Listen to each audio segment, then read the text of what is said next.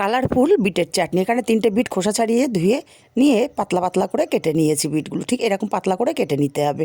এবার একটা কড়াই গরম করে 1 চামচ তেল দিয়ে দিলাম। তেলটা গরম হলে 2টো শুকনো লঙ্কা, অল্প একটু কালো সর্ষের, অল্প একটু পাঁচফোড়ন ফোড়নে দিয়ে কেটে রাখা বিটগুলোকে দিয়ে এইভাবে নাড়াচাড়া করে মিনিট 3-4 সময় নিয়ে বিটগুলোকে কষিয়ে নিয়েছি।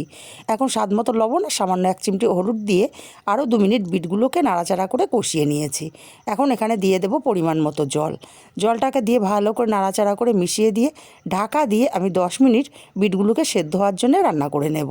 আর এদিকে আমি কিছুটা তেঁতুল আগে থেকে ভিজিয়ে রেখেছিলাম। তেঁতুলগুলোকে চটকে তেঁতুলের পাল্পটাকে বের করে নেব আর বীজগুলোকে নিংড়ে ফেলে দেব। তেঁতুলের পাল্পটা রেডি হয়ে গেছে।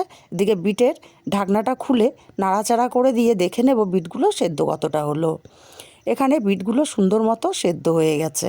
এখন এখানে দিয়ে দেব 3 চামচ চিনি। মিষ্টিটা যে যার স্বাদ অনুযায়ী দেবেন। চিনিটাকে দিয়ে নাড়াচাড়া করে আর 2 থেকে 3 মিনিট এইভাবে ফুটিয়ে নেব। তারপর এখানে দিয়ে দেব তেঁতুলের পাল্প। তেঁতুলের পাল্পটাকে দিয়ে আরও মিনিট 5 ফুটিয়ে নিয়ে নাড়াচাড়া করে নামিয়ে নিলে রেডি বিটের চাটনি।